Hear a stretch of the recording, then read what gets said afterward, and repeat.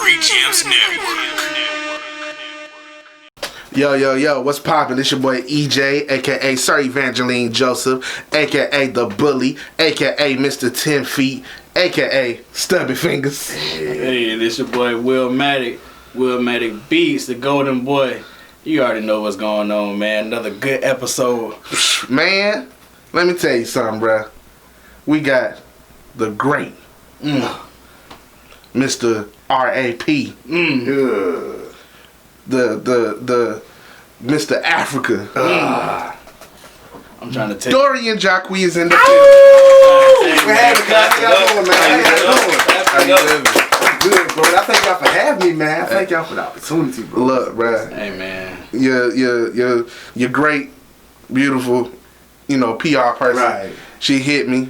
You know what I'm saying? And my thing is with that is like, I need people to know. Right. Like, if you want to be on the show, all you got to do is just hit me. That's it. Oh, absolutely. You know what I'm saying? Exactly, bro. Right. Please do not wait on me to be like, yo, I'm just trying to make sure you hit me. Right. I'm like, bro, it's not gonna happen like that. Right. Because in my mind, I'm thinking about the people who I know for a fact is going to come on the show and going to bring something to the show. Right. So when she hit me and asked me, inquired about you, I'm like, green light, let's get it. Let's get it, man. Right. You know what I'm saying? But unfortunately, the times that you did, you were supposed to come. People been sick and man, everything happened in this perfect timing, bro. Timing is everything. Everything happens in its perfect timing, bro. Where you from, Big Dog? Born and raised right here in Columbus, Georgia. Ooh, the 706. Yeah, in man. the building. In the building. I'm trying to tell you, another legend, man. Hey, man. I like to ask all the guests, even though it's some people that's going to eventually get on the show that's not going to be from Columbus. Right. But our whole thing is like we're a platform for Columbus culture. Right. First. Right. Before we push any objective, any envelope, whatever you want to say, we're here for Koga. Right. You know what I'm saying? Like, I'm not saying that Koga doesn't have a platform at all, because it's a bunch of platforms, just like it's a bunch of different talents in the city, but we're trying to eat just like everybody else trying to eat, and we're trying to get people to come on the show so they can showcase what they do. Right. So go ahead. Hey, let's jump right on into it, man. Monster Fam. Yeah, they're right. You know what I'm saying? Tell us about that. Tell us about Monster Fam, man. How did you get involved with them? When did that come about? All right, so I've been with Monster Fam since 2012, 13-ish. Right, I started off as a hype man. Right, hyping for my cousin Six, another dope artist from Columbus, Georgia. Okay. Right, so I started off as his hype man. Right, so I want everybody to know that things never happen when you want it to happen. Right. Like I say, perfect time. You can never rush perfect timing. Right? That's a gem. Like I say, my journey to where I'm at now is a long process, but I'm gonna try to shorten it up. Right, as you talking about with Monster Fam, like I say, 2012 is I started off, just hyping for my cousins. Like, we started off rapping a long time ago, but then when I got out the army, I was like, I don't know if I want to do anything, so I don't mind being like a hype man. So you're a veteran? Yeah, man. So I did 8 years in the army. I was a combat engineer. So shout out to all the vets. Hey, absolutely. Right. So that progressed. So we did shows. We opened up for T.I. when he came. We opened up for Gucci. We opened up for Future. Like, so it was like, oh, bro, I miss this feeling. Right. You know what I'm saying? And so things happen in life. So I kind of went through a process of changing and growth. Right. Because at that time I was going by Blacksmith, which was my rap name then. But then I went through, like I said, a time where the universe snatched me away. Like, oh, you thought you was going somewhere? Nah, let me reel this in real quick, right? So I had to go from being Blacksmith to what I go by now, which is my God name, which is Dorion Jacqui, right? And the reason I call it my God name, I believe that in my belief, I came from a black woman, right? So everything revolves around it. So the one who gave me my name was my God, my mother. So she named me Dorion Jacqui, right? Which means the gift of God. Right, so my mom her name was Carmen, which stands for carrier of men. She gave birth to 2 boys. Right. Words. I'm trying to tell you. So words. Power in words, right?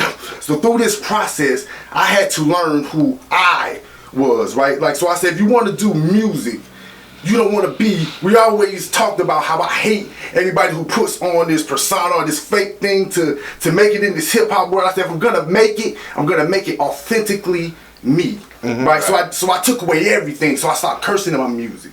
I changed my name and I found a different path. I went from, my first rap name was called J the Nigga Hunter, right? And then I went from J the Nigga Hunter to Blacksmith. I call myself Blacksmith because you go into any village, speaking of Africa, right? You go in any village, the blacksmith is the wisest person, but the one that least talks or talked about. But he has to make the utensils that the doctors use to fix people. He has to make swords for the sword. So he's the source of everything, right? So I was me being in the middle, I caught all this knowledge and I grabbed all this wisdom from the universe, right? And then the universe was like, hey, this is what I want you to do. So I said, okay, if we're gonna come back out, how am I gonna do it? What's gonna be? So the first thing I did was wrote a poem. I wrote a poem called Open Letter, right? And it was just pretty much me getting off all the questions. I was questioning God in this poem, right? Just like God, whoever God is, man, woman, she, goat, whatever, whoever you are, I pray to you all. You've taken my mother away from me at the age of 3. You allowed me to watch my father kill my mother. You put me in a position where I couldn't, so you put me through hell in life. Whoever you are, what is my purpose? And I realized nothing that goes on in this world is gonna stop my purpose. Whether my mom was here or not, my destiny is my destiny, right? So then after I wrote Open Letter, I performed it at this at one of the open mic shows here, and the crowd went, and everybody loved it, right? So I was like, God, I don't know what I'm gonna do. So next thing I know, Nazi, who's no longer here, but she's part of the business team, she moved to Washington. She hit me up, was like, how would you feel about coming back? And I was like, yo, when the sign happened, it happens, right? So I came back and I talked to CJ and I explained to him, like, you know, I know that it's this, so, you know, we hashed it all out, so we started working. So I came out with my first project, was called The Meaning of Life Is, right? ... And that project was me just getting out all the angry stuff I still have built up before I could grow as an artist, right? So from there, it had me where my next 6, 7 albums are already written, though they haven't been written, if it makes sense, right? Because I don't write anything on paper. That was another part of my process. It was like, if we're gonna do this, we're gonna use authentically me. So I picked the pen and pad down. Now, started as an MC, I started off writing, so that's always the essence of rapping. But to challenge myself, I said, how can I find my love for the music again? 1, we're not gonna curse. 2, we're not gonna write. We're gonna, but that means I don't just go in the studio and just freestyle everything. No, I write, just not on paper. Right. So he'll send me a beat, and I sit on the beat for 2 weeks because I'm so particular. Like, I want everything to, because I study the game, I study the greats, right? So like I said, leaning into every album has a name. So it goes from Meaning of Life Is ... And if you read the title, is Meaning of Life Is Raps, which is the one that usually stands for Rhythm and Philosophy. So I have another project dropping next week, Christmas Eve, called Hip Hop, which is Having Infinite Power, Healing Our People, right? So the next one after that is called R&B, which is Rebuttals and Blame.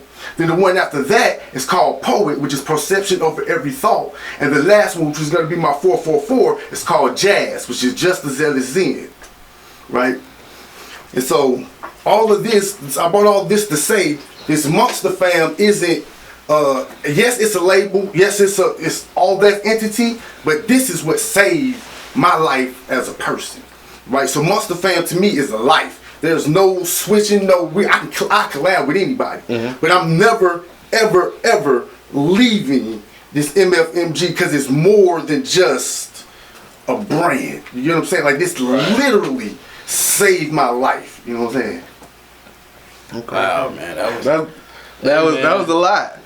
Talk about a show opener, bro. Bro. Talk about a show opener. That really, you know, up the standards for show openers, right. and just the level of this episode. And I appreciate you, bro. The passion, man. Man, y'all, bro. Right. Like, appreciate y'all. I didn't even write this one down. So, but just the where did that passion come from, man? Because you, even through your music, like sitting down, right? You know what I'm saying, like, and going through track to track, there's a passion there. Right. You know what I'm saying? And it's very you can see it. Right. Like, where did that come from? Okay, so growing up, I'm an introvert, right? So I'm very, very Couldn't quiet. tell. If you don't know me, but I have to be in like this type of environment where you just know me, and if you see me out, I'm always on the dance floor just dancing about myself. Mm-hmm. I'm always alone. I don't say nothing to nobody. I'm just jigging to get in my mind, right? But that started from, like I said, and I go back to the beginning. At the age of 3, right here in Columbus, Georgia, on Buena Vista Road, I watched my dad shoot my mom with a shotgun, right? Through a window. Boom. She didn't die the first time. He went to go shoot my brother now. Now we was in a this had to be an 83 Corsica, gray 2-door Corsica.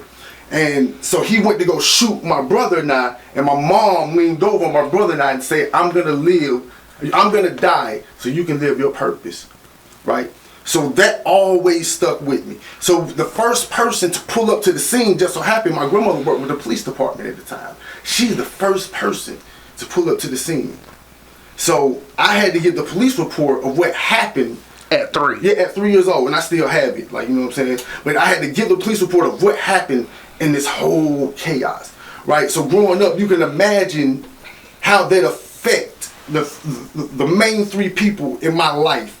Who would have been, which would have been my mother, my younger brother, and my grandmother. Now I've lost the person who gave me life. The person who gave her life had to find her, and the person that had to tell her is her oldest grandchild.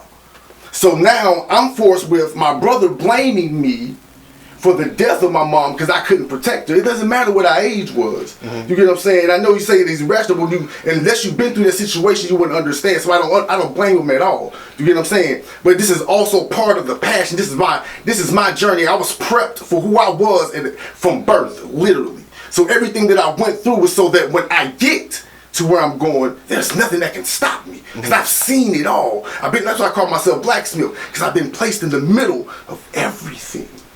I just never spoke on it, right? So from that child, so then my grandmother has to, every time my grandmother looks at me, she sees my father.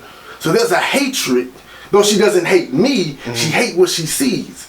You get what I'm saying? So then there's a custody battle going on for this and this. So now you can imagine this drive older people that are going through that to be on drugs. You get what I'm saying? So that means I literally, from the age of 6, had to learn how to cook and take care of myself. Because I was too, you know how our black families are, we're too prideful to let other people in, so we'll let the main source suffer so that we can portray this image of we're this close, right? So my brother and I suffered in the midst of my family keeping their image. So I never had a voice. So every time I would do something, they'd be like, nobody would give a fuck about you. Pardon the language. Nobody give this about you. You get what I'm saying? Like, don't nobody do. So all of that stuck in me, but I never quit. I said, man, whatever my purpose is, someday I'm gonna be. But it also made me angry. So if you see my cover, my album cover, it's a duality. You see me throwing up a Crip sound, which I used to do, and you see me throwing up the Black Power, because you can't forget where you come from. So it forced me into a life that I needed, but it was leading me down the wrong path. So I got kicked out of high school. My freshman year, I went to 4 different high schools because of we moving around. So it didn't matter what grades I was gonna do. I was never in school long enough to get established. So by the time the first 9 weeks went through, I went through Eagles Landing High School in Atlanta. I went through Mount Zion High School in Atlanta. Then I went through a high school named Roberts up there. Then I went through Carver High School when I got down here. So it's like, bro, all this moving around. So I got kicked out of Carver for gang fighting.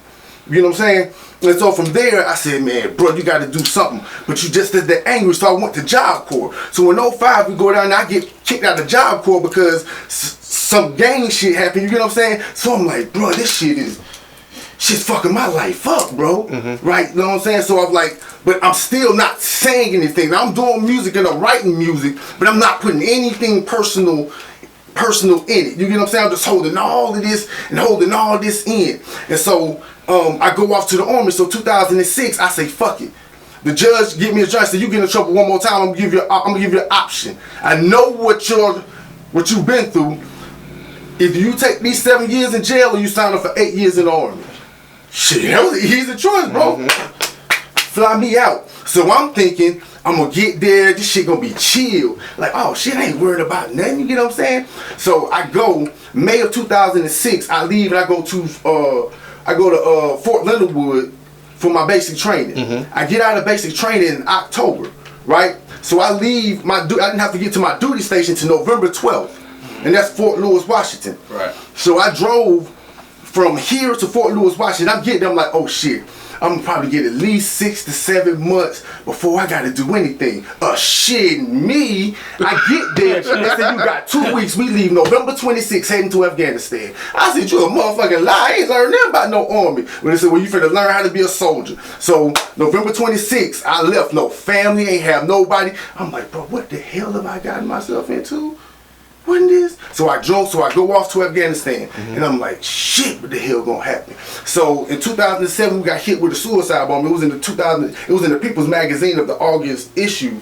So I can talk about this because it was published. You know what I'm saying? So, and then we got hit with a suicide bomber. They threw a 6-month baby in the middle of our job site, and it killed 3 and injured 19. Now the reason I say that is because the day before, now I'm thinking I got my life together. I'm like, bro, I'm in this army, I got a little money getting up, I'm getting this, doing that. So the day before this happened, I'm like, so I joined the gunner. So here's another part to the story that I put out. I also joined the army because I was like, bro, if I do go to war, people don't make it back, I'm gonna die. See, I was suicidal but didn't have the guts to pull the trigger, right? So I was like, fuck, I can't kill myself, but if I go to war and die, then everything is good, right? So I said, okay, I'm gonna join the war. I say, damn, here's my opportunity. This guy keeps walking by with this like fake antenna hanging out, right? So he keep walking by, and I'm trying to. So nothing happens, right? So my platoon sergeant says, look, you can't do that. You're too hostile. You got to go back on the fob, right? So for the rest of the day, you go up there, you just go work in maintenance, just chill for to cool your head. I'm a really, really good soldier. Like you know what I'm saying? So if I get mad, it gotta be something. So we leave from there, and the first thing I do when I get to maintenance, never said nothing. This guy always mean with me this whole tour, and he just say, "What you want, nigga?" Bro, I lost it. Before I knew it, my hand was across his face. Boom! My first sergeant was like, "No, buddy, you tripping. Go on your R&R, leave early." I left that morning, bro. I kid you not. I got no more than 1 click away from the job site, and all of that happened. The dude that replaced me in the gunner's hatch is one of the 3 people that got killed. Bro, you here for a reason. Right? So then, I'm like, bruh, what it is. So I kept saying, I'm going to do this army shit, So I did the 6 on active duty, and I was like, bro, I just do these last 2 reserves. You know what I'm saying? So I went to reserves and did it. Then I got out, and then that's how I got into the music. So all that passion, I say all that to say, all that passion comes from this child that never had a voice. Now when I get on that microphone, can't nobody silence me. There's only one person I know who has the power, and he never silenced my voice, whether he agrees with it or not. So as long as when I say saved my life, as long as I got him, bro, I got a voice. You understand what I'm saying? So he gives me that opportunity to release all of that anger without judgment. You get what I'm saying? Lots to unpack. Yeah, man.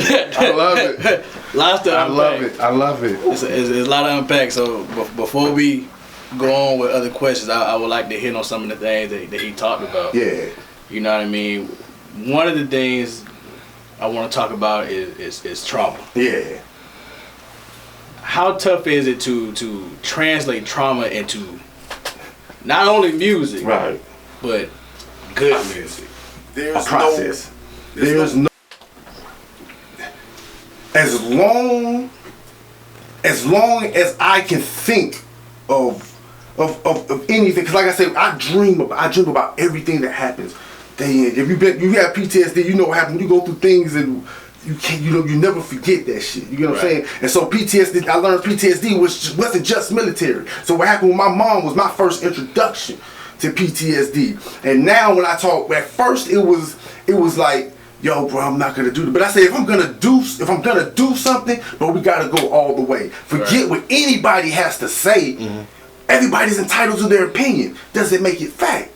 But it doesn't mean that I have to hate them for it neither. right? So I say so when it comes to speaking on those issues, it's easy for me at this point. But speaking of, I went to CSU for psychology because I want to learn. Because I can deal with something doesn't mean anyone else can deal with it. So I had to learn coping mechanisms. So I tell people it's a process. So what I do is you can plug in said anything for what C is. So the way that we're trying to do is A plus B equals C. And the C is your release. Whatever that C may be. My C just so happens to be music, right? So the A, me, the constant is me, is what I'm going through. B is whatever trauma or pain and how I translate. So as long as I can slow myself down or my brain down and say, look, bro, all we have to do is simple. It gets from A to B to C.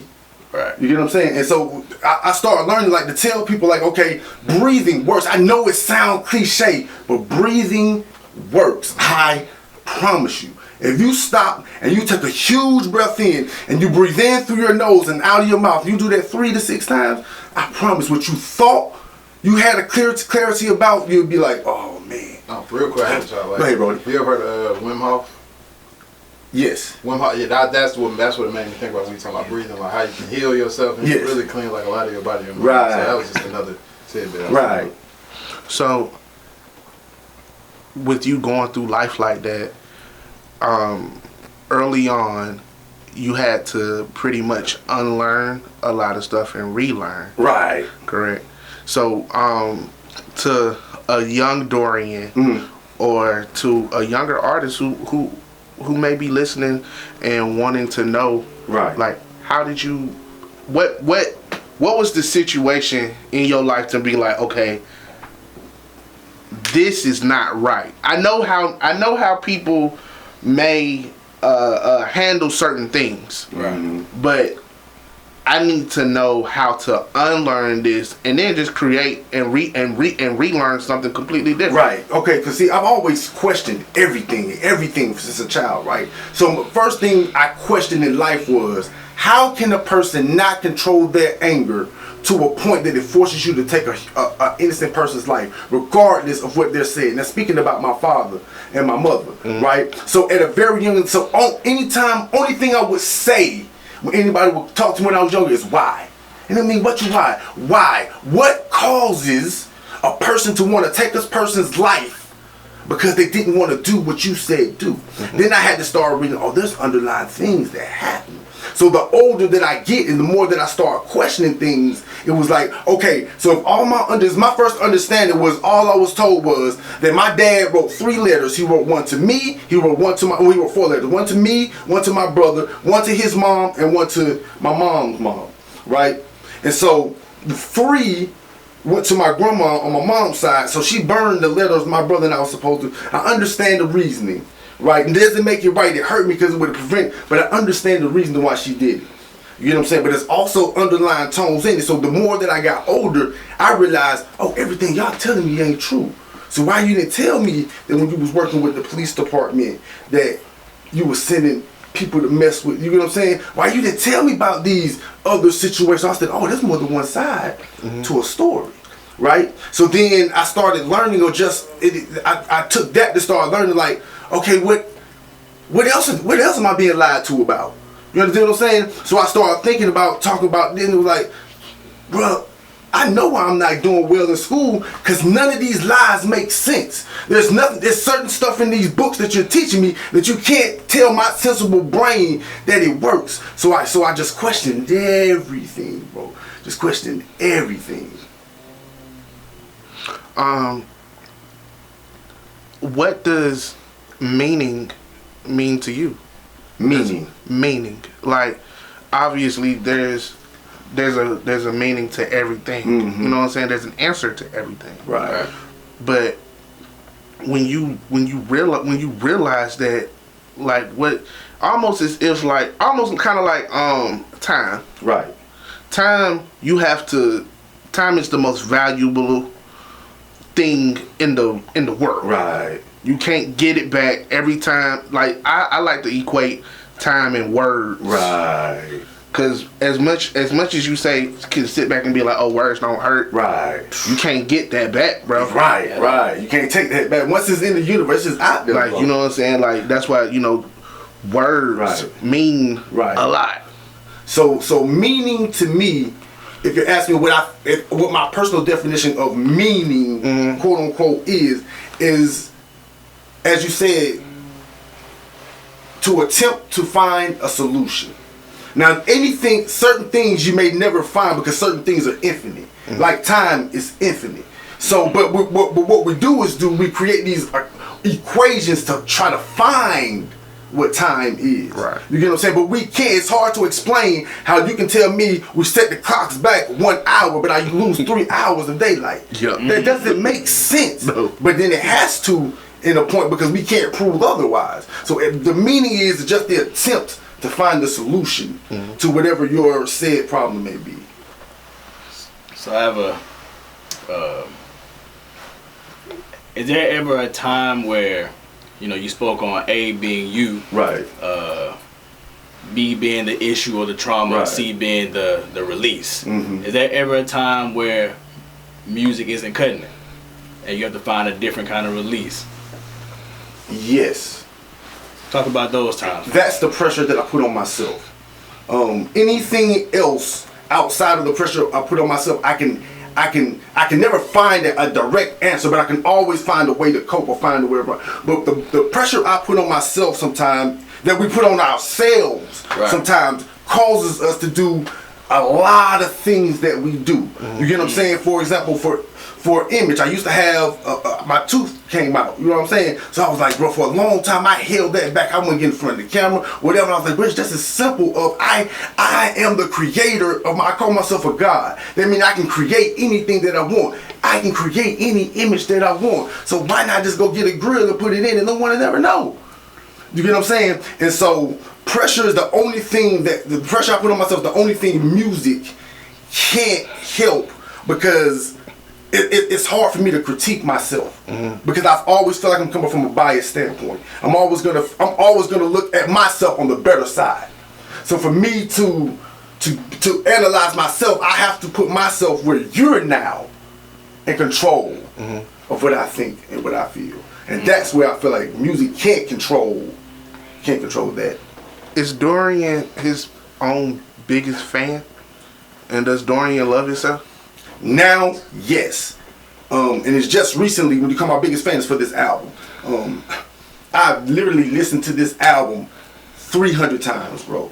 Like non-stop. I wake up, I go to sleep, and because this is my best body of work just as an artist, right? I put 3 other projects out before this. Like I said, The Meaning of Life Is, put a mixtape out called Exposure. I put rap out, but that was just me trying to find who Dorion was as an artist. I knew who I am as a person now, but who am I as an artist? Because I don't necessarily have one particular sound, but every artist has a sound that's recognizable. You can hear something like, oh, I know who this is just when a certain beat come on, you're like, oh, I know this Yo Gotti. Because he only was, oh, I know this is somebody from that camp. Because they have, you know what I'm saying? So me as an artist is just, just trying to figure that out. How did you develop your own sound? I don't think I've developed it yet, but I've come to where I'm a student of hip hop, like a student of hip hop. So I don't have one consistent flow. I do not rap one way at all. You get what I'm saying? So what I allowed to was I allowed the beat to write itself. So what I start doing is I always pray before I write, and I say, universe, I thank you for bringing me this another sound, because I feel like the universal language is music, and not the words, but just the sound waves. So I always ask the universe, okay, look, I'm gonna send these sound waves up to you, send back the signals that I need to write these tracks. So I listen to the beat, and and I'm like, oh, this is pain. Oh, okay. Okay, so I go through my Rolodex. What pain? Oh, let's talk about Mama right here. Let's talk about Breonna Taylor right here. Or let's talk about, you get what I'm saying? And so that's where I draw that at. Oh, you about No, to? Okay. you good? When I hear you spit, I look at it, and it's a lot of people. Not a lot. I mean, Right. it's only few people who I view in this light. I feel as if you're a painter. Yes, exactly. You know what I'm saying? And and we talk about it because we're students of the game as well. We're fans of this entity of hip hop. And one person in particular who is my favorite, and I'm sure he's one of yours because you mentioned him, is Hove. Yeah. Where did that come from? Almost as if you are a lover of words. Right. Like where did that love stem from? Okay. So like I say, I've always wanted to know where the origin stem. I always wanted to know the why. So if I was gonna what got me liking hip hop was Tupac, right? So, but now he is my favorite. He is my top favorite artist. But Hove holds something. You asked about Hove. Hove's this person's favorite because I always went back to the roots of hip hop. So I started looking back. I was saying, "There's the KRS Ones." Then I realized that hip hop started with Cool Herc, but it actually started with Jamaican DJing, and so you know what I'm saying. So I started following. Then I was like, "Oh snap! Let me start listening to this East Coast music, right?" But I was like, it don't necessarily sound like the South. The first New York artist I really heard jump on the South was Jay-Z. With High. Yeah, you get what I'm saying? With Juvenile. I was like, whoa. So this is what the two worlds sound like, right? So then I start hearing people, so I started listening to Southern rappers. I'm like, I like the So Def All Stars. I like the Uncle Luke's. but I can't make that music. That's not in me. But when Jay-Z wrote, he wrote from a place of pain. Yes. He wrote from a place of experience and passion, right? He wrote that when you heard it the first time, it may not click, but by the third time, you're like, oh. That's all the time. I got it. I listen to things now, and I'm like, bro, you bro, ahead of your time, bro. He creates timeless music, and all his albums. I debate this. All his albums, other than the collaborations he did, right, they age so well. Yes, like he raps in the sense of where he's at now, right, and when he raps, you can see it. You know what I'm saying? Like from a slept on album as far as Hove, and I'm gonna say this, then we can get off of him because we're not talking about him. Talking about Dorion. Right. Kingdom Come. Yep. We talk about it all the time. You know what I'm saying? Slept on album, bro. Kingdom Come is from he was rapping in the point of view of a CEO at that time. Well, really not a CEO, a president, because he just got on that role of Def Jam. Yep. But no, but I said all that to say this, bro. You like I said, bro, I really respect your artistry. I appreciate it, man. I appreciate it, bro. Most definitely. I appreciate it. Every song comes off as larger than life. Right. You know what I mean? And you speak on pain a lot. You know what I mean? And it's definitely something that you can feel. Right. And you can hear. And even if the common listener haven't experienced those things that you're talking about, the way you say it makes it easier for that person to feel that, sympathize. Right. You know what I mean? It's real music. You know what I mean? Emotion-based music is something that we say a lot around here. Another thing that helped me a lot was singing cadences. Doing marches and runs. Right. They always had me doing the cadences, so that helped me a lot too. The breath control. Yeah, right. Man, they helped me a lot too, man. He brought up as far as the big sounding, like as I'm coming into my adulthood, right. I'm noticing, going back to different albums, and I'm noticing the huge sounding projects. Where did that come? Because it's not just your album. You know what I'm saying? When I listen to Monster Fam's projects, where did that cinematic sound come from? Because when you play rap, it sounds like a movie when it comes on. First thing you have to do when you hit Monster Fam doors is rap Juicy by Biggie. That's the first thing he makes you do. That's your introduction. You don't hit the mic until you learn Juicy by Biggie. right? And so everything he does, CJ's a genius. Like any artist can write whatever they want and do and put whatever down, but the track isn't complete till it leaves the producer and the engineer hands. That's who makes the track a track, right? And CJ is great at bringing our ideas alive. You get what I'm saying? And like he's also one of the biggest, like the biggest Hov fan I know. You get what I'm saying? So he studied like the Rock Nation blueprint and the Bad Boy blueprint. So we go through everything, like artist development. That's number one. One more time, because I don't think they heard you. Artist development is number one under the roof of Monster Fam. Like we can work through anything else, but that show and on that stage, that's where the money's made. You get what I'm saying? The fun part is recording and writing. That's the woo. That's the fun part. The work is, can you translate that same energy from the track to on stage? You get what I'm saying? And so the big sound comes from that as far as Monster Fam go. And as far as where I come from, like I said, I'm a student of the game. And when I started studying Jay-Z and like really studying Jay-Z and how he writes and organizes tracks, I realized that everything he said, everything he did, every song, even if it was a diss track or a freestyle, it was always cinematic. It was always a skit that led into this, and he told a story through everything. And even if you skipped the track, he was able to tell. You were able to pick up where you were in the story, even if you didn't want like the part that happened before and not miss out. So I started writing like, yo, bro. That's genius. Like when they say Hov don't write, it's more than just not writing, and that's impressive to me that he can write a whole song. No, it's not that. It's in how he constructs like 99 Problems. He told a complete story. Yeah, he did. And spit it non-stop, bro. A complete story, and it was big. And though I wasn't there, he painted this picture, like you said, of where I saw everything he was saying. So I was like, all right.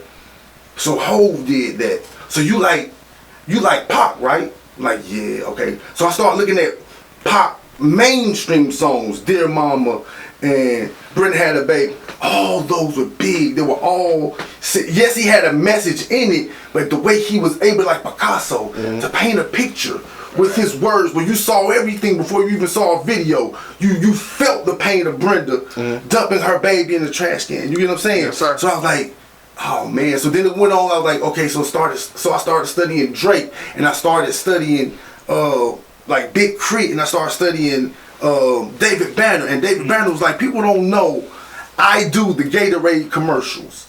I listened to one of the most inspirational songs when you talk about being big is My Uzi by David Banner featuring Big Crit. He put a real live symphony at the end of a track talking about his gun. You get what I'm saying? Like, and I felt like, oh, bro, that's what a hit record sounds like. Every hit, I don't care what it is, you show me one hit record and you play it and that doesn't sound big. Right? And I tell you that's an industry play. But all big records are just big son. It's not just that you have to have you got to be Kendrick Lamar or you got all these extra sounds and that, but no, just how it takes the room in the sound of big. When you play it, for example, Bigger Picture by Lil Baby, that solidified him as, oh, he can do this. Yeah, he does that, but this made him the top artist to me of 2020. Like, oh, he can control the room with a big record. Right. So that's what I strive for as an artist, and that's what we strive for at Monster Fam as a label, as a collective. Is, yo, bro, I'm not trying. No disrespect to nobody here, but I'm not competing with nobody here. You're not selling 6.6 billion record streams Drake did. So that to be bigger than his. You get what I'm saying? But as well as bringing on, that don't mean I have to hate on anybody here. You get what I'm saying? Because I shout out a lot of artists in my music just because I don't make music for us to hear. Y'all grew up with me. Yeah. But when people outside of Columbus hear us, I want to paint a picture where they say, I have never been there, but I know everything. I can feel like I've been to his hood. I can feel like I've been to, you know what I'm saying? And so, you talked about stage presence. Yeah. Do you remember your first show?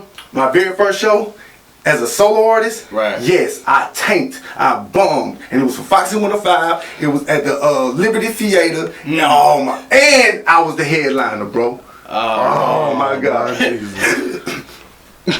bro. Whew. But it was a learning experience. And I'll tell you, everything happens full circle. So I had this song I hated called "Said Something." Now I wish I would have did it because me being a stubborn artist at the time, we always think we know what's great. He said like, bro, this is it. But I hate it, and I let it hate it to the point where the reason I messed up, it got in my head. So when I got the phone, he's like, bro, we're doing "Said Something." I was like, oh my God, bro. So I got to just say, I'm gonna do it anyway. So I went up to do it. I kept doing the second verse first, because in my mind I'm just thinking, get it over with, right? But here's the thing, and here's why I say no one can put more. Here's where music can save me. No one can put more. I messed up 3 times. Do you know everybody still cheered for me and asked me to go back up there? But I was in my head like, bro, I done fucked up everything. So I end up, I subconsciously I end up pushing myself back to the background and not even trying to push at it. And here at Monster Fan, we don't hold no hands. So if you don't want to step up to the plate, well, you gonna drag until you realize what, you know, you realize you can tell a person how dope they are all day, but if they don't realize it, you just talking to a brick wall. That's true. So I appreciate CJ because he allowed me to see you gonna keep hitting your head on this wall, but when you're ready to walk around it, I'm right here where we can, you know, process and move forward. As performance wise, who are some of your influences? Oh man, Busta Rhymes, Pastor Troy, T.I., and Tupac, as performers and stage presence. No one at 50. I don't care what artist you put, I will put Spliff Star and Busta Rhymes on the stage against anybody. I don't care what younger age you talking about stage performance, and they will outperform anybody. That's my goal. That's fact. Is if I can get to where Busta Rhymes, cause you know how fast he spit. While he's doing that on stage, he's holding the mic, running in place, and he's not losing breath or skipping the word. That's amazing. But it's also take dedication to the craft. That means when the engineer is gone, when Spliff Star sleep, Busta's in the mirror. I got a show in 3 days. Fuck sleep, I sleep when I get it.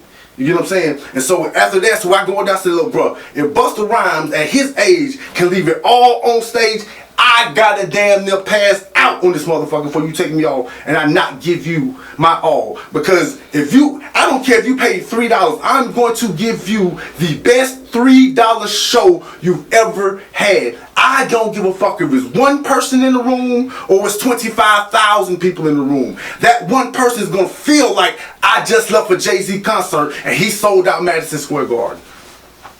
That's hard. Right. So you know what I'm saying? So performing that's my meat and potato. That's what I love. That's like I enjoy like the writing it. No, I get up because once I'm on stage, I promise you I can control any room. I don't care about the chitter chatter and the laughing da da da da. One thing the military taught me is how to speak before us, but to speak to people, not at people. Right. So I started in, you can, hey, how y'all doing? My name is Dorion Jackie. I am a poet from Monster. And you gonna shut the fuck up and you gonna listen to what I gotta say.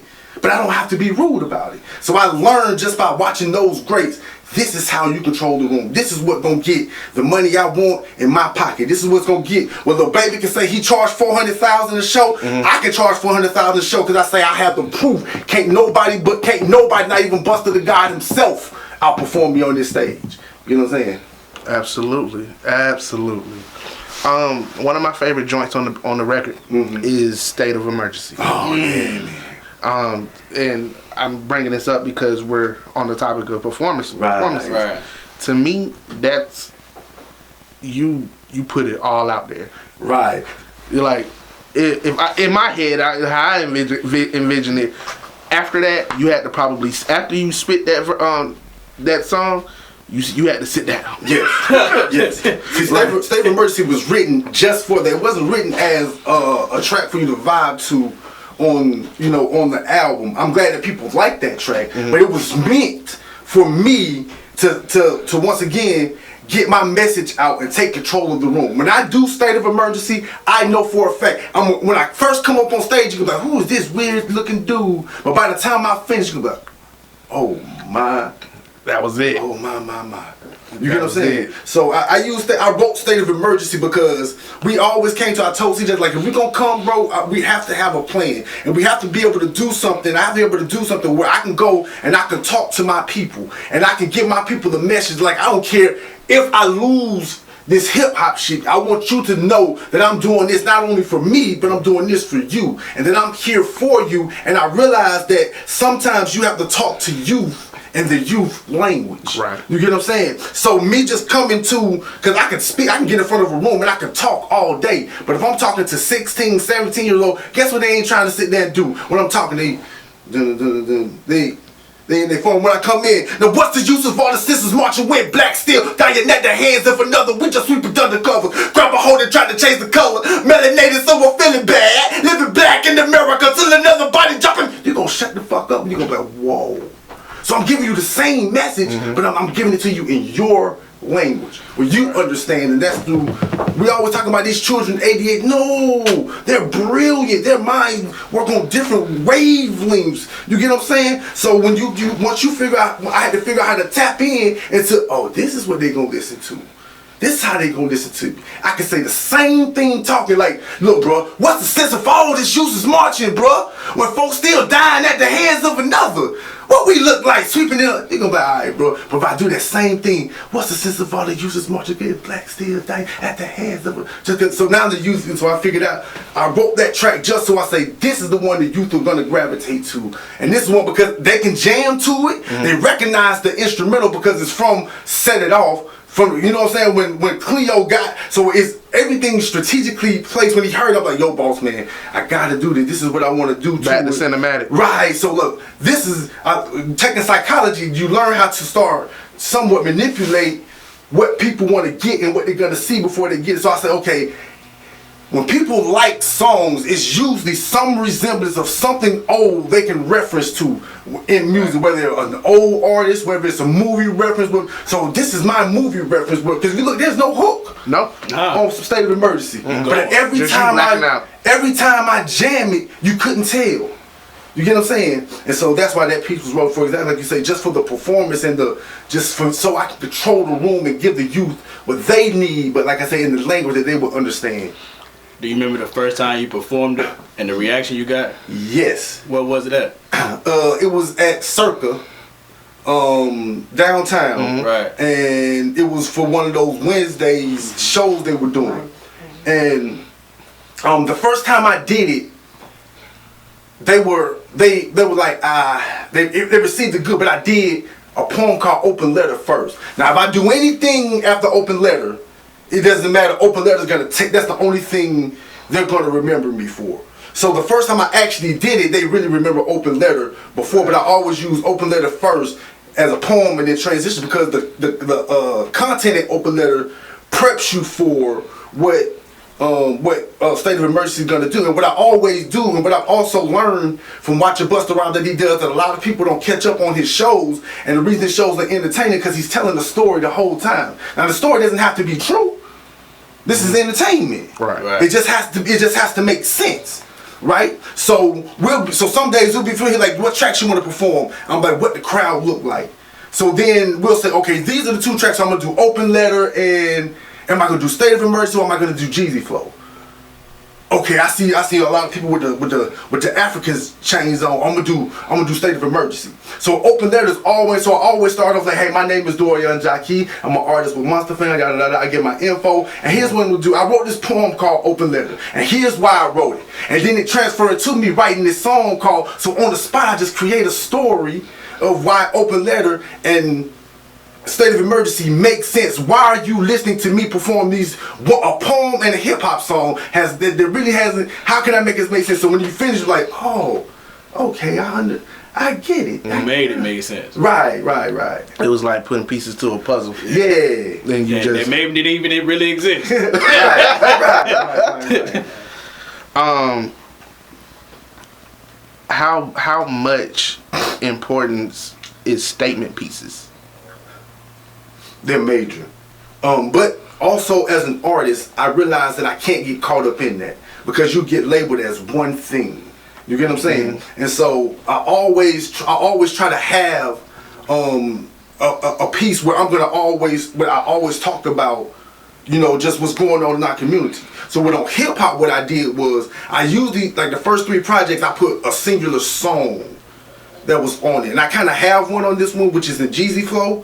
But on the most part, what I did was on every track, you get a duality. You get one perspective from Blacksmith, and you get one perspective from Dorion Jackie on every track on hip hop. So one verse is gonna be on some street shit, but tied in by the hook, telling, creating the story. All of my hooks are just that puzzle piece to in between, because a lot of times the verses are different. Right. So if I just spit this first verse and spit this second, like that don't make no sense. But if I put the connector piece, like you said, the puzzle of the hook in the beginning, like, oh, okay, so he's talking from. So when you see my album cover, it makes more sense. So why is he promoting 2 different things? Like they don't, because you have to, like I said, you have to accept everything in its totality. It's about balance. You're right. Did you learn songwriting through Monster Fam, or did you have to, or did you know that before then? I knew it before then. Now, of course, having brilliant people around you, it makes your craft better, right? CJ's a very, very humble person. His pen game is insane, right? So he's the standard of what we, you get what I'm saying? And so you kind of know on what look he give you. Oh yeah, like he ain't gonna necessarily say nothing, but he gonna give you this look like oh, gotcha. Let me go back and, you know what I'm saying? He come back, oh, that's flame, bro. That's flame, bro. You know what I'm saying? Tell me about a story from that album that maybe people maybe didn't understand or didn't get, or you know, just a behind the scenes story from one of the tracks from your latest project. That's a good one. Because it's a lot of stories on there, man. Let me pick a good one.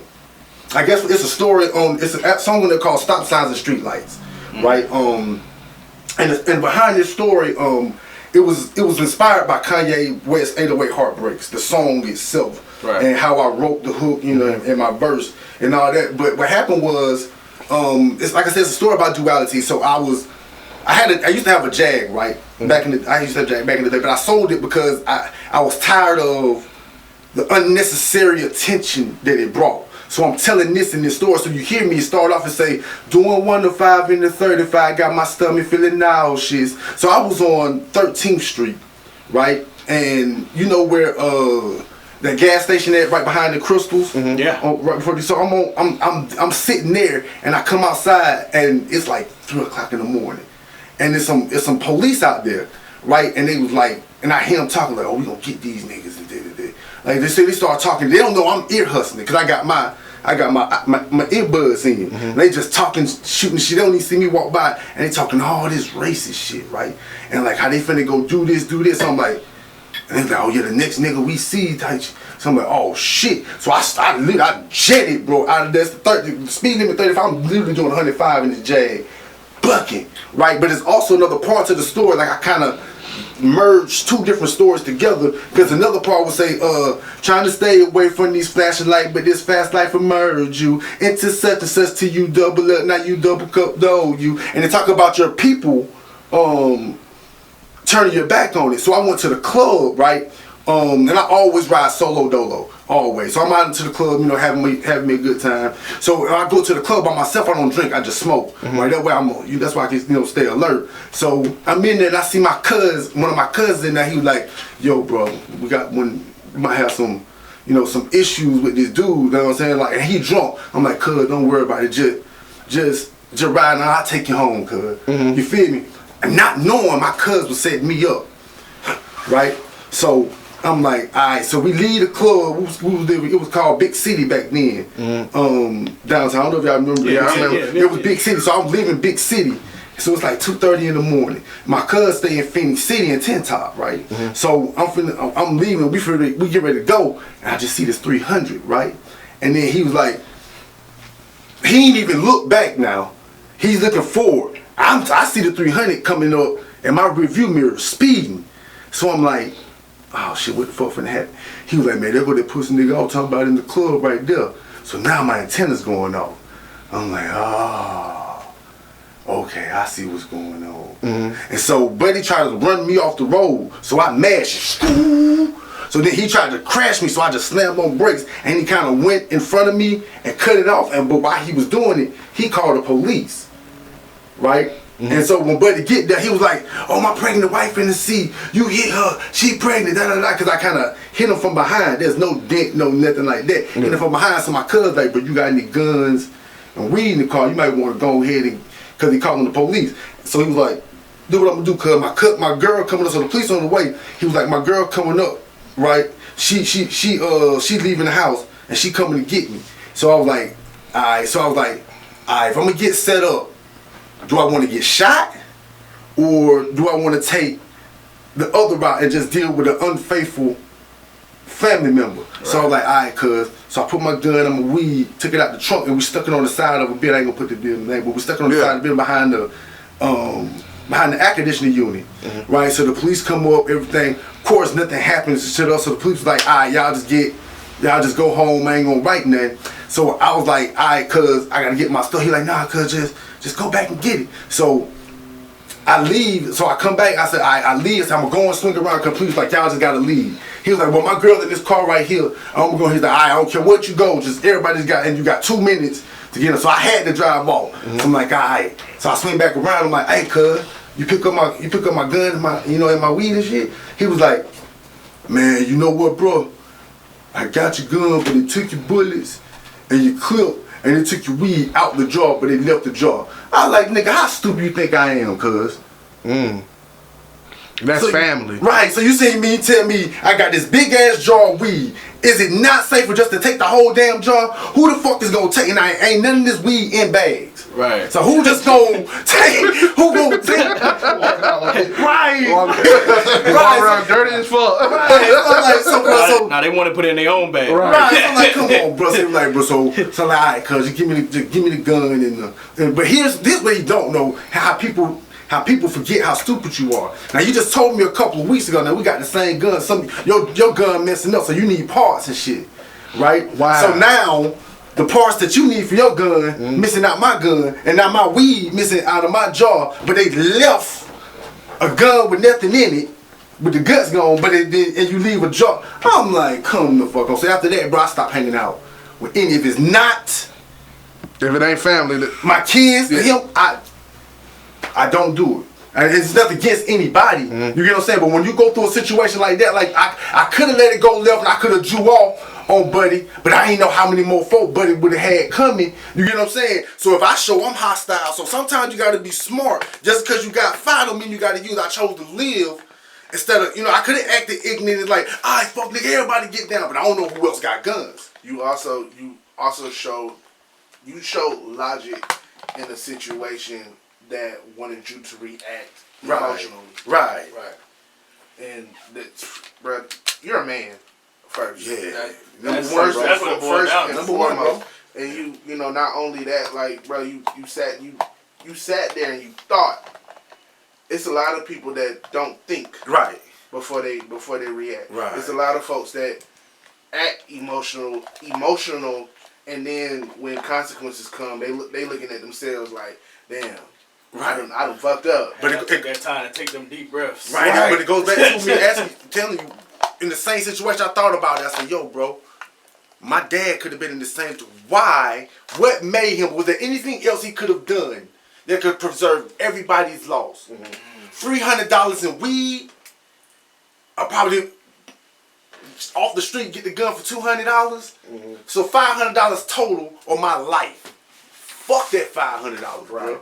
I get that shit back 10 times fold, right? And I don't give a fuck if my cousin's like, oh, I got one up on him. No, you won that battle. You could have done that could preserve everybody's loss. $300 in weed. I probably off the street get the gun for $200. So $500 total on my life. Fuck that $500, bro. I get that shit back 10 times fold. Right? And I don't give a fuck if my cousin's like, oh, I got one up on him. No, you won that battle. But you didn't win the war. Right. You understand what I'm saying? Because there came a time where you needed me and you got the fuck you button. And now you like, oh, no, you won that battle. The war mine, partner. Right. You feel me? So that's a story that most folks don't know about when you listen to stop signs. That's why I named it Stop Signs and Street Lights, because when he got ready to, when he crossed me, who was right there, you know what I'm saying? So it was like, oh, okay.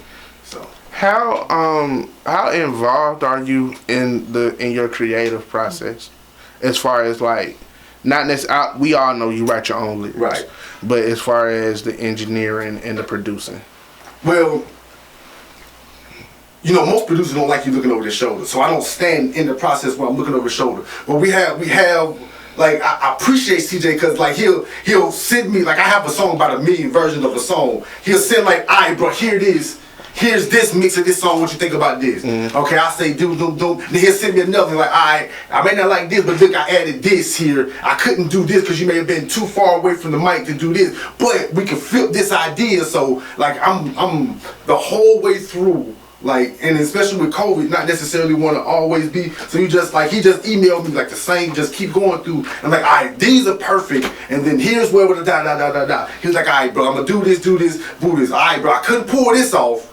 Cause you was this, you know, but we don't have enough time to get back in the booth for me to have you re-record this. So how do you know what I'm saying? So it's a dope process, bro. Like, so he involves me in like 100% of everything. Okay. You know what I'm saying? But I also trust him as well. Cause like, we've been vibing, like I said, since 2012. You have a connection, you know, engineer in the person. You have to go, it's like, I ain't even gotta, he knows what my sound is. Like I said, I may not rap the certain, but he knows how to capture. You know what I'm saying? Like, and we go through everything from the structures of the song. Like, he was like, yo, bro, here's the album. Here's how I have it sequenced. Listen to it in order. Then tell me what you think and how things should be. You know what I'm saying? So, have CJ produced all your projects? Yes, everyone. He's the engineer of all of them. Right. He hasn't produced every beat. He produced on this one. He dang sure produced most of them. You know what I'm saying? But he's engineered the master engineering of every project. I don't trust nobody with my sound. I understand but that. him.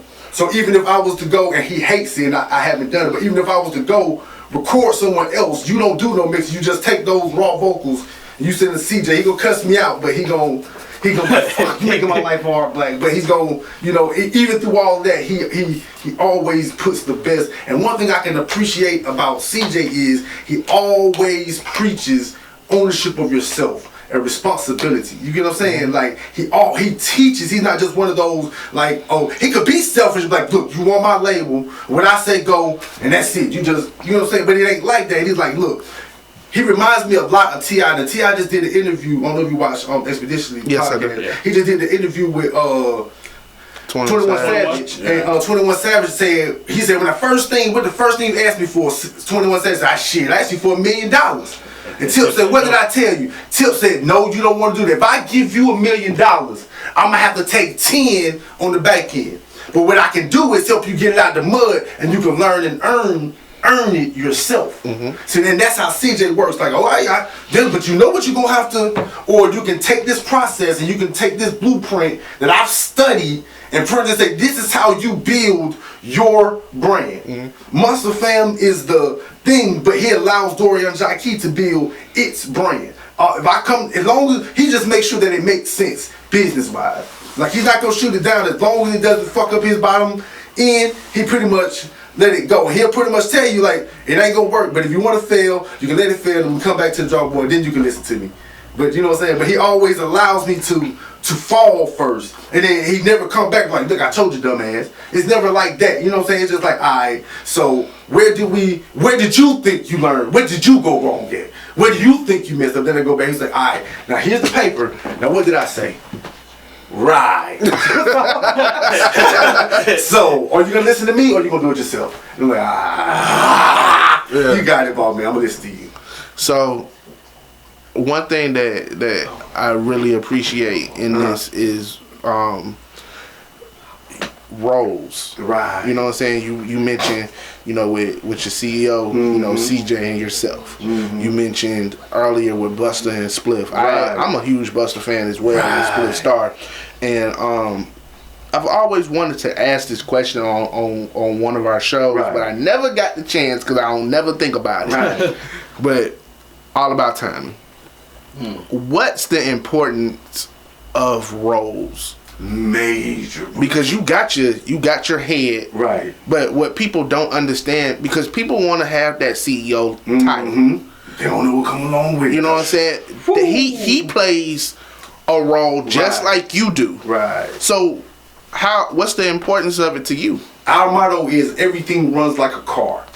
CJ's the motor, right? That's the biggest piece of the car, right? But the motor can't run without the transmission. It can't run without the alternator. It can't run without the battery. It needs the axles on the wheels. The wheels need lug nuts. The tire needs air. So you take any one of those pieces off of your car and then tell me how it works. You get what I'm saying? So when he breaks it down like that, it's just like, oh, it's just, I just pedal in. And then as you grow, your role grows. You get what I'm saying? So you go from being the tires, the air in the tires, to like, well, now I'm the axle. You get what I'm saying? So from the axle, now I'm working the axle and the transmission. You get what I'm saying? So as long as you stick to the process, you know what I'm saying? If that's what you're worried about, titles and role, then you build up in it. But structure is the meat to success. You know what I'm saying? You can't show me one successful person who didn't have some form of structure, not to get it, but to maintain it. Right.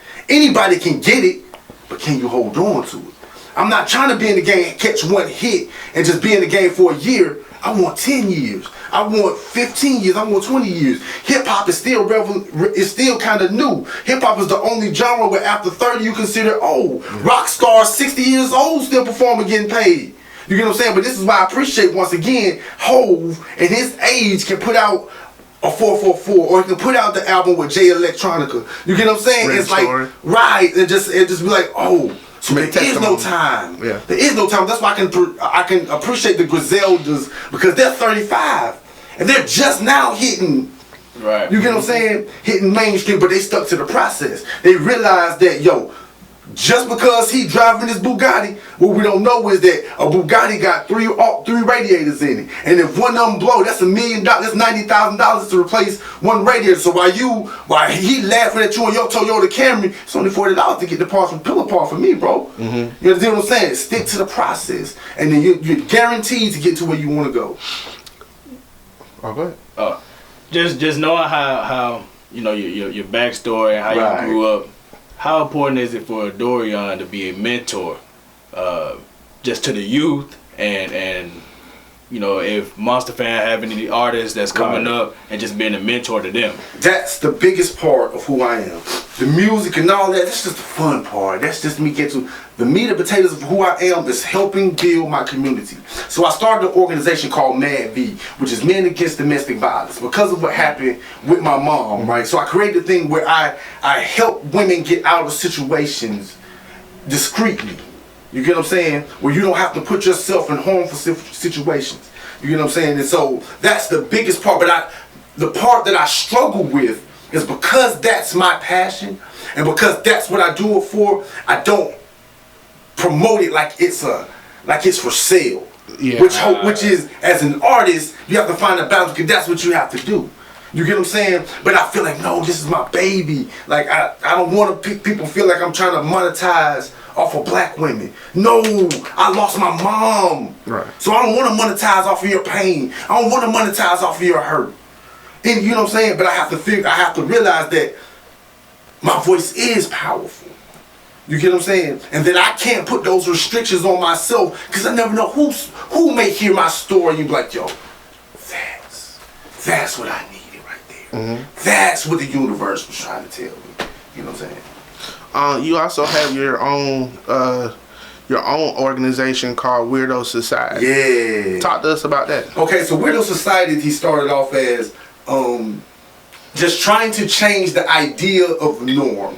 You get what I'm saying? So I want to change. When you think of weirdos, you think of the R. Kellys, and you think of all of that, but that's not what a weirdo really is. You know what I'm saying? It's someone who found themselves within this crazy chaos of madness. Right. You get what I'm saying? And so if I want to wear a gauge in my ear, and what it is, like it looks weird at first, but after a while you're like, oh shit. You get what I'm saying? And then I realized, like, it's really a thing. So with our society is just to give people a voice who doesn't have one for itself. So when we promote our clothing line, we're not necessarily looking for the standard of beauty. You get what I'm saying? Cause you can have a pretty face tomorrow, get hit with grits or anything, and that whole appearance gone, but your character never changes. You get what I'm saying? Who you are inside never changes. And so we have a slogan where we say just live awkwardly. So you be there's no such thing as perfection, but you be the perfect imperfect yourself that you can be at all times. You get what I'm saying? And you worry about the rest later. And you know what I'm saying? So with a society you'll grow within yourself and just being your own weird great. It sounds like that's how it is with the music as well. Right. Because, one person who I look to, or we look to, is MF Doom. Right. MF Doom, he may not have a whole lot of videos. Right. Or he may not have the image that, he's dressed down in Versace or whatever, but he doesn't make it about that. He makes the music about the music. But here's the thing about MF Doom. MF Doom is like Tech Nine. He owns everything. He paid. Yes, sir. You know what I'm saying? So it's just your perception of what you think success is, because he ain't mainstream. Trust me, he got more than your favorite rappers probably. So you bring up Tech Nine, and you said that he's paid and he owns everything. Right. Is there a future for in signing to a major if the contract was right for Dorion? Now, if you're just talking about me as a personal artist, no. If you talk about me selling my pub or selling no. But if you're talking about Monster Fam as a collective, the dollar, no matter what it is, money may not be the issue, but it's the bottom line. We're all trying to get paid. We ain't doing this for free forever. You know what I'm saying? So as a label, yes, if it benefits us as a label, where we can probably get distribution, or those things, you know what I'm saying? Those type of things, not necessarily. See, we've learned from the Birdmans and the Master P's, like you can go and you can go and do an 80-15 split when you own everything. Right. So this is why CJ always preaches content. I don't care that you just drop an album, drop another one. I don't care you just drop that one, work on another one, because you can't sell anything without content. And if you're an artist, what you're trying to sell is your music. And if you're already getting paid pennies on strings because of how they got it set up, then that means you just have to put more out. If you look at the blueprint of what the major artists doing, they'll put out their album, the next week they put out a deluxe. Why? Because it counts as 2 projects for the same one. Yep. You get what I'm saying? And so when you start learning the business of the game, yes, I would, if me having to help push, but I will also tell them, look, I'm not signing, it's MFMG for life. I will pass that business on to CJ, you get what I'm saying? And he'll take it from there. You get what I'm saying? And I trust CJ, and no, it's not. So we talk about, he puts me on game for everything. So it's not a situation where, you shouldn't trust because people sign these 3 things. No, but when I tell y'all, it's bigger than that. But he's also, like I say, he's not one of those, he puts us on game. He tells us about copyrights and like, bro, I'm not trying to own your name. You're your own entity. Monster Fam want to get whatever they're going to get off you, but you and what good does it do him to screw over the artist who's gonna get him his bottom line? It doesn't do him any good in the long run. So the better that I do, guess what? The better that he eats. Right. You know what I'm saying? So yeah, like I say, long story short, we'll do it as a label, but if you just someone asks come sign this away, now it will only have to be distribution. That's it. Understandable. Man, I'm just enjoying it. That's man. with it, man. I'm with it, man. How has the pandemic affected this project? As far as like shows, did it affect any bookings? Yeah, it has. It affected us all as far as the booking goes and shows goes and interview goes. But as far as music, it affected my music too, because it was certain songs that we already had. And I was like, boss man, you're gonna be mad about me. I rewrote this second verse. Oh shit! What happened? You know what happened with Meg and them, or you know what happened with Breonna Taylor? I had to change the verse because I gotta put I gotta put this in. This is what I talk about. This is me, and I can't go preaching black women. But he like, alright, like, as long as it's dope. If you're gonna change it, it gotta be at least as dope or doper than what we already got, or he'll just tell me straight out no. You know what I'm saying? So, but yeah, it affected my music for, as far as an artist, it affects how I write because I'm so on the spot. So sometimes it takes me a little longer to write a song because, like, I don't finish. Like, I know you heard this verse, but you gotta go back. But on the other end, yeah, it stops shows. But that's only just for now. That's the money will come. Right. That'll always come. I just gotta stick to the script. I gotta stick to the program. You know what I'm saying? To continue doing my part. Okay, so shows they stop. So that means by the time something open up, then we gotta have more than just. So we've been sitting here. We gotta just have more than just hip hop. We gotta have something in the chamber ready to go. Cause when we hit, we gotta hit the ground running. Right. So that just means we have to work harder on the back end, on the front end, so that we can see it. See the benefits on the back end. So you're a full-time artist. Yes. How do you balance the work life? Well, luckily now with everything closed, we just do everything after a certain time period. You get what I'm saying? And if you have an idea, now you just can't come with no madness, but if you have a direction with your idea and you know where you may not know the middle, but you know where your end game is. CJ, we'll be in the studio all night. Right. Until we, you know what I'm saying?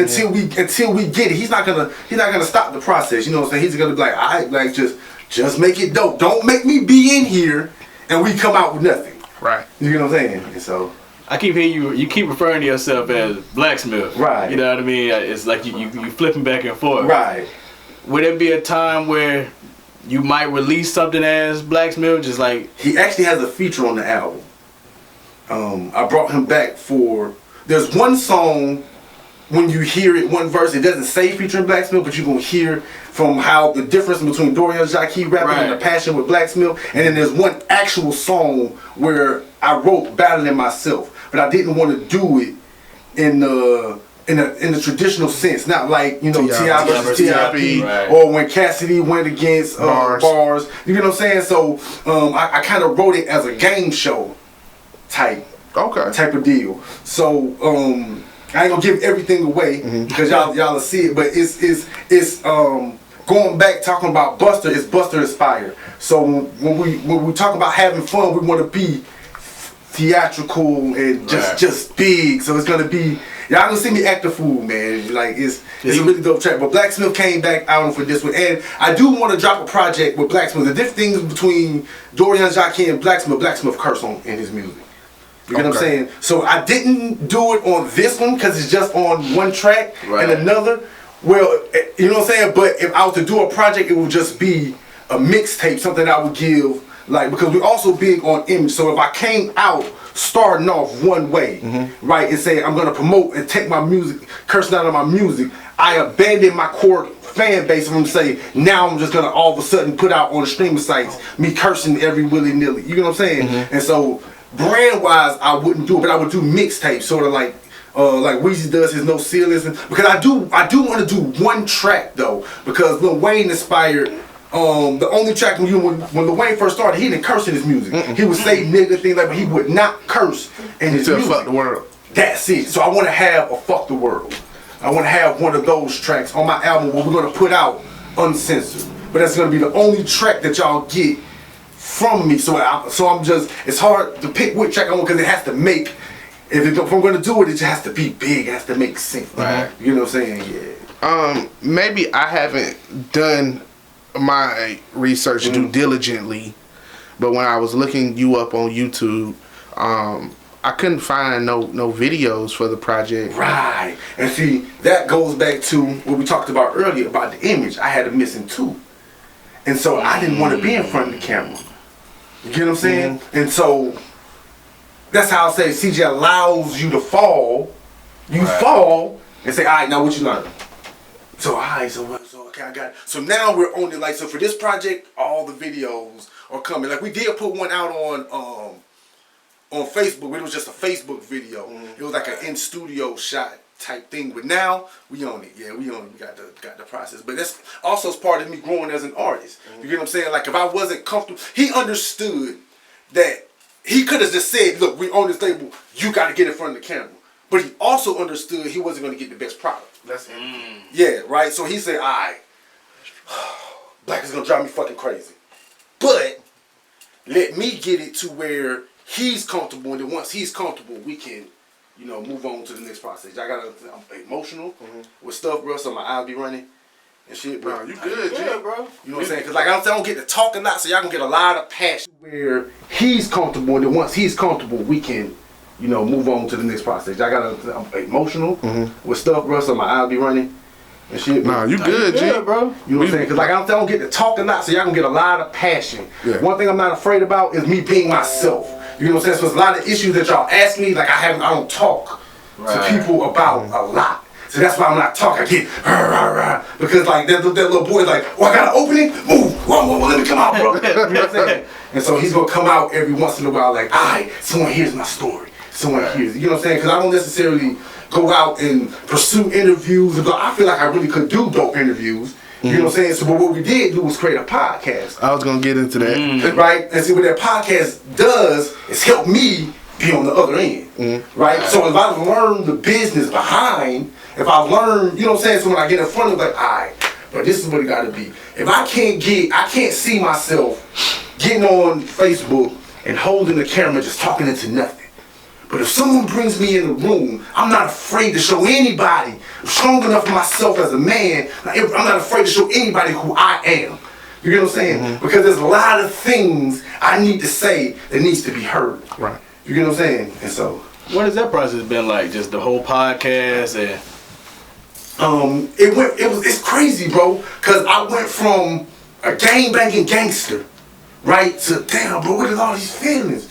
What is empty? Whoa, bro. Like I gotta get out of this, bro. You know what I'm saying? And then learning like, okay, everybody, I've always had the understanding everybody isn't going to agree with you. Right? But the universe will put you in situations like, here's the most furthest, what you gonna do?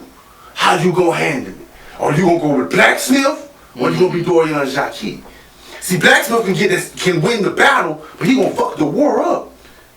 You get what I'm saying? So sometimes I have to learn to be Dorion Jackie, like, I empathize with this person. This person may have done some fucked up things to you, right? But what is that person going through? What underlying situation does this person got on? Has this person tried to tell you they were struggling and did you ignore it? So are they acting out because of your ignorance?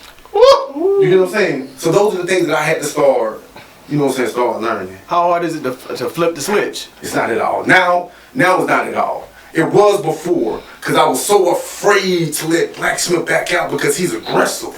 He's the one that walk in the room like, I fight any motherfucker in here. You get what I'm saying? Like, you know what I'm saying? But Dorion Jackie could walk in that same room like, hey, how y'all doing?